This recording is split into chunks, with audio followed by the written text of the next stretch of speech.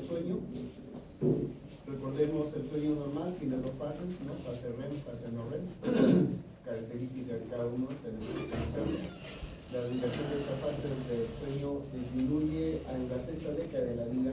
Eso hay que tener en cuenta que los adultos mayores a veces comienzan a disminuir su tiempo de sueño, ¿no? Generalmente ya son 5 horas, 6 horas, algunas veces mucho hasta 4 horas, ¿ya?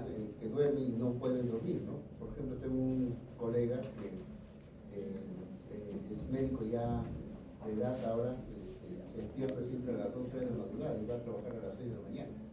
Y es el primerito que llega por el clima, ¿no? Y se va a dormir, según él comenta, a las 11, 12, ¿no? Y su rutina lo tiene desde años. Él se formó en Rusia como médico, ¿no? Y ya se imagina todo bueno, según con él es amigo, siempre me comenta cómo ha sido, qué tan rígido ha sido los horarios, todas las actividades que se hacía allá, ¿no? Entonces, cada uno tenemos, y con la edad vamos bajando el tiempo de horario de dormir, ¿no? Acá es un proceso de dormir, es un proceso fisiológico cíclico que se repite diariamente, fundamental para la existencia de los seres vivos, pudiendo sobrevivir más de días sin comer que sin dormir, ¿no?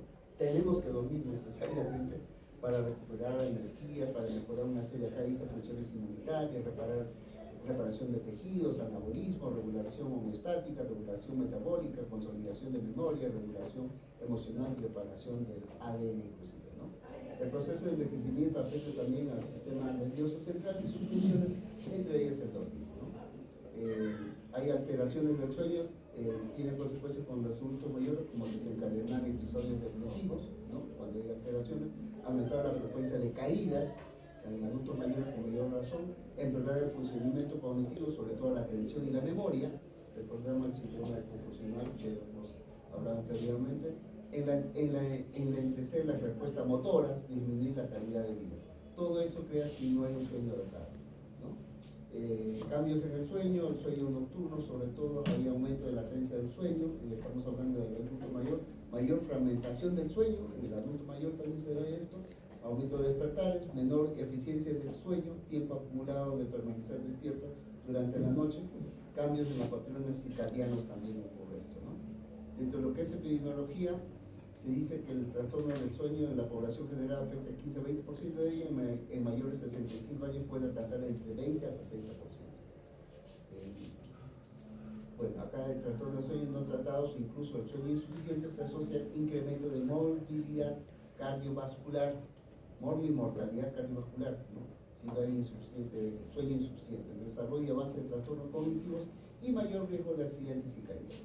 En pacientes con demencia se presenta hasta en un 40% durante el transcurso de la enfermedad, deteriorando la calidad de vida del paciente y sobrecarga y desgaste del cuidador. Es una revisión de más o menos 4 millones de pacientes de 14 estudios que evidenció en un 26% mayor riesgo de deterioro cognitivo, especialmente en funciones ejecutivas para las personas mayores que han padecido trastornos respiratorios del sueño. Ahora, acá vemos la clasificación de los trastornos del sueño. Trastorno del insomnio es uno de los principales, el más frecuente que vemos, el insomnio. Trastorno de la respiración relacionado con sueño, ¿ya? Eso también se ve. Trastorno de hipersomnolencia de causa central, trastorno del ciclo circadiano y parasomnias, trastorno del movimiento relacionado con sueño. Son estos trastornos que tenemos que tener en cuenta, principalmente el insomnio, que es más frecuente en el adulto mayor, ¿no? Y que tenemos que saber resolver, ¿no?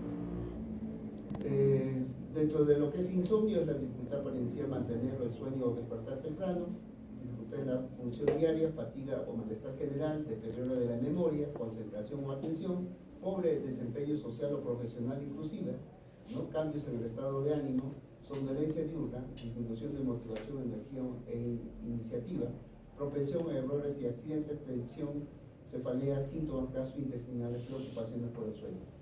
Entonces la dificultad para dormir se presenta a pesar de tener las circunstancias y oportunidades adecuadas, ¿no? Hay dificultades para ello. Acá tenemos el criterio de DSM-5, ¿no? Que determina cuáles son estos criterios diagnósticos para el trastorno del insomnio, ¿no? Que lo voy a dejar, clasificación del insomnio. Hay insomnio a corto plazo, hay insomnio crónico, esto es importante a reconocer. A propósito que tuvimos un caso en la práctica, ¿no?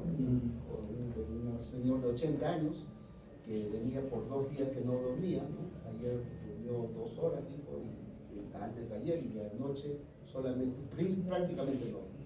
Preguntando, indagando más, era un paciente adulto mayor solo, su esposa falleció hace 2 años, bueno, tenía una pareja que le abandonó y parece que la preocupación hizo que presentara ese insomnio, ¿no? Entonces, ¿qué tratamiento? Hay que ver qué tratamiento hacer. También he visto casos de insomnio en pacientes que han hecho Padomi. Recuerdo que yo estaba trabajando un buen tiempo en Padomi. He visto muchos casos en los cuales los familiares reclamaban porque su adulto mayor, ¿no? Sea el papá, el abuelo, no dormía. Y a partir de las 2, 3 de la madrugada estaba prendiendo la televisión, haciendo bulla, poniendo música o yendo a la cocina. Entonces, y los demás dormían y no le dejaban dormir. Entonces, indagando cómo era su sueño, de ahí la higiene del sueño, refiere a que en el día su siesta era 2 horas, o a veces 3 horas. O sea, en otras palabras, dormía de día y de noche no dormía 2, 3, 4 horas máximo. Entonces, esa alteración con la higiene del sueño se puede corregir. ¿Ok? Avanzamos más, otros tipos de insomnios también, etiología. La causa de los insomnios puede ser físicos o biológicos, pérdida neuronal, difusión del núcleo supraquiasmático, disminución de producción de melatonina, de ahí que a veces se da como tratamiento melatonina, menor sensibilidad de recepción de luz o la posificación del cristalino, entre otros. Psicosociales en conductas y rutinas, jubilación, por ejemplo, este paciente jubilado, viudez, menor interacción social, vivía solo este paciente que habíamos visto, reducción de la actividad física, reducción del ejercicio, ¿no? Que es frecuente en los adultos mayores, falta de actividades diarias estructuradas y estado de salud general, mayor prevalencia de enfermedades agudas y crónicas, mayor frecuencia de uso de medicamentos, habitualmente con polifarmacia, aunque este pacientito solamente era diabético, tomaba metformina, mayor prevalencia de trastornos psiquiátricos, especialmente depresión y ansiedad, con estresores psicosociales más comunes que en otras edades, ¿no? En este paciente que hemos visto en la mañana con sus compañeros, vimos que este adulto mayor tenía un antecedente de quererse suicidar de hace 20 años, tenía un trastorno psiquiátrico y seguía teniendo las ideas, ¿no? De ahí que optamos por hacerle la referencia psiquiátrica para que continúe su tratamiento, a pesar que él vino solamente por insomnio. De ahí que es importante indagar el caso, ¿no? Enfermedades relacionadas con insomnio, miren acá, alteraciones neuropsiquiátricas, depresión, trastorno de ansiedad, reacciones de pérdida o duelo, ¿no? En este caso tenía pérdida de su esposa, alcoholismo, no había eso, estrés postraumático, abuso de sustancia, enfermedad de Alzheimer, enfermedad de Parkinson, neuropatía periférica, evento vascular, cerebral, traumatismo cráneoencefálico, cefalea, migrañas, fascismo, etcétera, tumores cerebrales. Todos son alteraciones neuropsiquiátricas, alteraciones médicas, insuficiencia cardíaca congestiva, cardiopatía isquémica, angina nocturna, enfermedad pulmonar obstructiva crónica y así una serie de problemas de alteraciones médicas y trastornos del sueño distintos al insomnio, como síndrome de piernas inquietas, movimientos periódicos de las extremidades durante el sueño, trastorno respiratorio del sueño, apnea, hipopnea, asfixia, trastorno del ciclo circadiano del sueño, otros parasomnias, mala higiene del sueño, fenómeno de atardecer sanguíneo, epilepsia nocturna, ¿no? Son trastornos que tenemos que ver. Acá también vemos factores que pueden afectar la calidad del sueño. Dentro de esto, las condiciones médicas, vemos los conductuales o factores estresantes o físicos, ¿no? Ambientales, dentro de los ambientales, la luz, el ruido, frío, calor, humedad, incomodidad con algún elemento de la cama, ¿no? Como sábana, almohada, y lo farmacológico, como hemos visto en este caso.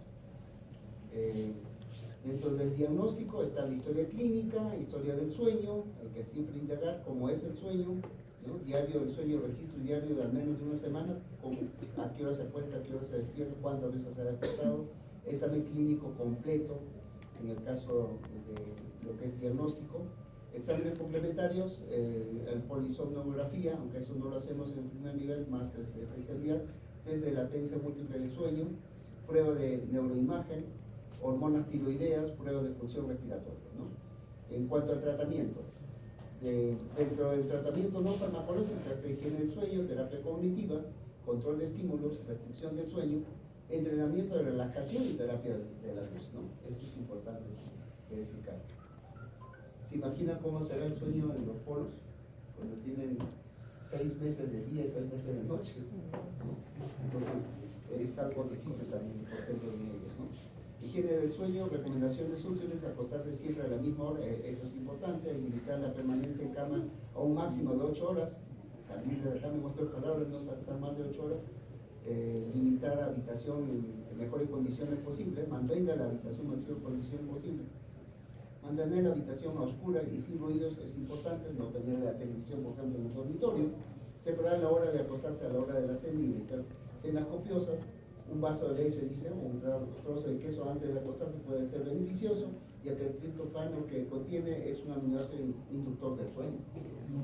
Se precisa levantarse muchas veces por la noche para orinar y restringir los líquidos antes de acostarse, como se dijo también en este caso del paciente, que debería tomar hasta las 5 los líquidos que necesita tomar, ¿no? Por ser diabético.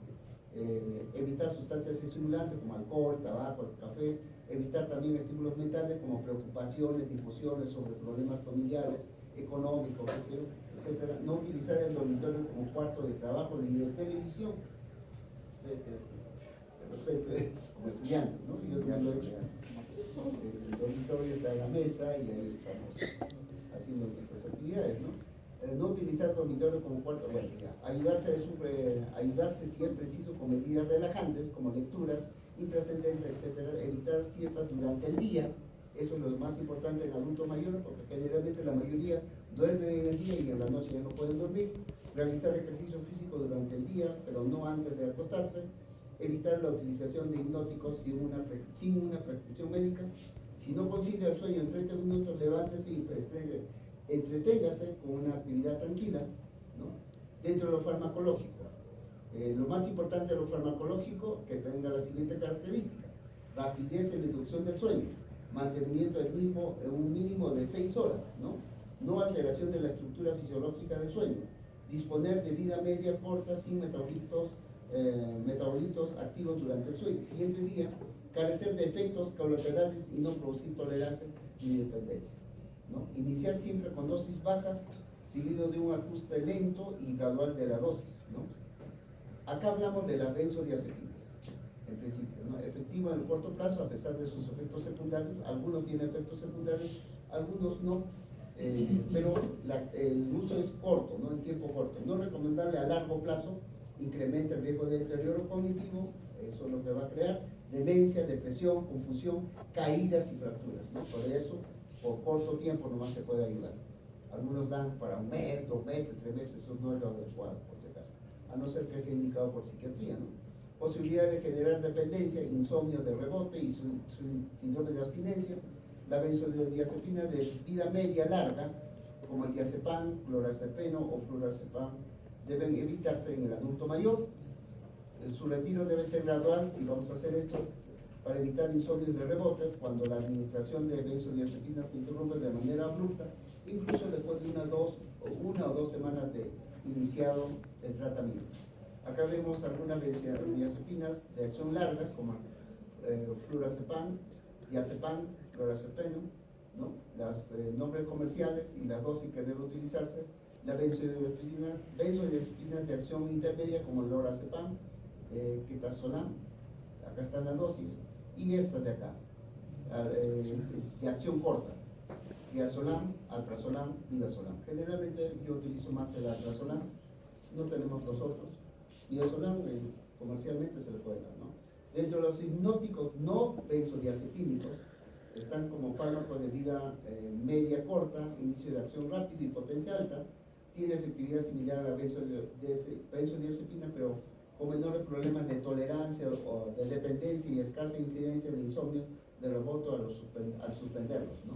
El clonazepam también tenemos y se utiliza bastante, hacemos nuestras actividades en policlínico, pero estamos viendo que esto crea problemas al día siguiente y crea dependencia, por eso que mejor no usar clonazepam, ¿no?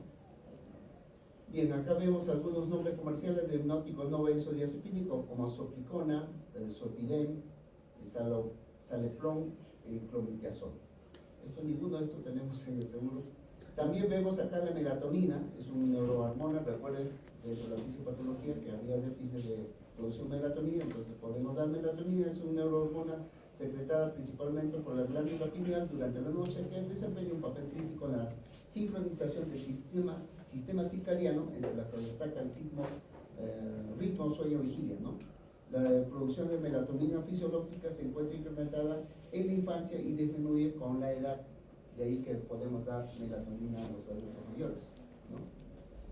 Otras recomendaciones: tratar las condiciones psiquiátricas comórbidas como los trastornos de ansiedad, depresión y abuso de sustancias, incluidos los hipnóticos, utilizar antidepresivos con efectos sedantes como la mirtazapina, trazodona y doxepina. No uso de neurolépticos como el haloperidol, aloncepina, respiridona en insomnio crónico en el paciente de edad avanzada, ¿ya? Solo cuando sea secundario a un trastorno en la que el efecto primario del fármaco, por ejemplo, agitación psicomotriz o psicosis, produzca tanto beneficio como efecto sedante, ¿no? Los antipsicóticos, especialmente quetiapina, atonzapina y risperidona, tienen potencial riesgo de muerte súbita en pacientes ancianos. Hay que tener en cuenta esto, ¿no? La quetiapina, incluso a dosis bajas, no se recomienda sea observado efectos adversos como aumento de peso, ¿no? Elevación de triglicéridos o aumento de movimiento periódico de piernas durante el sueño. La difenidramina y la doxalamina, aprobadas en España como hipnóticos, al presentar propiedades anticolinérgicas, predispone a cuadros delirantes, deterioro cognitivo, retención urinaria, estreñimiento, alteraciones de la marcha, caídas, por lo que se recomienda para tratar el insomnio crónico en el anciano, ¿no? Hay otros trastornos como el síndrome de apnea o hipnótico obstructivo del sueño, los que roncan, al dormir, no nos dejan dormir. Me acuerdo bastante cuando hacía el presidentado, había un residente de cirugía, que donde nos tocaba turno no dormíamos, toda la noche roncábamos, no dormíamos prácticamente, ¿no? O sea, cuando nos tocaba en rotación, él estaba en un residente de cirugía y nosotros estábamos en cualquier otro, nos tocaba ya prácticamente no dormíamos. Era un problema, ¿no?, que tendría que verse en este caso. Son pacientes que roncan y no pueden dormir adecuadamente, tienen apneas, tiene dificultades y puede crear problemas en estos pacientes, ¿no? Acá vemos de obstructiva, de origen central incluso, y mixta, el diagnóstico que se debe dar, exploración física que debemos realizar, igual la polisonorfía, el tratamiento en ellos. Hay que tener una serie de consideraciones al decir cuándo y cómo tratar. Se ha demostrado que hay poco beneficio en el tratamiento de pacientes asintomáticos con RDI menor de 15. Los pacientes con apnea mixta, incluso cuando predomina el componente central, deben ser tratados como un SOS obstructivo, ¿no? Síndrome de obstrucción obstructivo. Acá tenemos tratamiento del síndrome de apnea obstructivo, ¿no? Apnea leve, apnea moderada o severa, hay una serie de medicamentos. Tratamiento, pérdida de peso principalmente, suprimir el alcohol y el tabaco, retirar fármacos hipnóticos, tratamiento psicoposicional, tratamiento comorbilidad, ¿no? Una serie de cosas. Y apnea no moderada, severa, el CAPAP, disposiciones intraorales, óvulo-faringoplastia, ¿no? Y acá hay el otro trastorno del síndrome de las piernas inquietas. Muy poco he visto en mi caso, y eso principalmente, ¿ya? Hay una serie de trastornos, ¿no? Parasomnia, por ejemplo. Me acuerdo de un colega también cuando estábamos trabajando en Padomi, dormía mucho, y cuando hacíamos la visita a domicilio, me acuerdo una vez una paciente me dice, pues, doctor, su colega estaba dormitando y se quedó dormido en el sillón. Teníamos que ponerle tu frazada, ¿no? En la visita domiciliaria, ¿verdad?, que tenía que hacer la atención. Entonces, su esposa, lo conozco él, me dice, pues, tiene ese problema, ¿no? Y tenía que tratarse. Tuvo que ir a psiquiatría y tratarse, ¿no? La hipersomnia en este caso, que dormía mucho. Listo, chicos, eso es todo.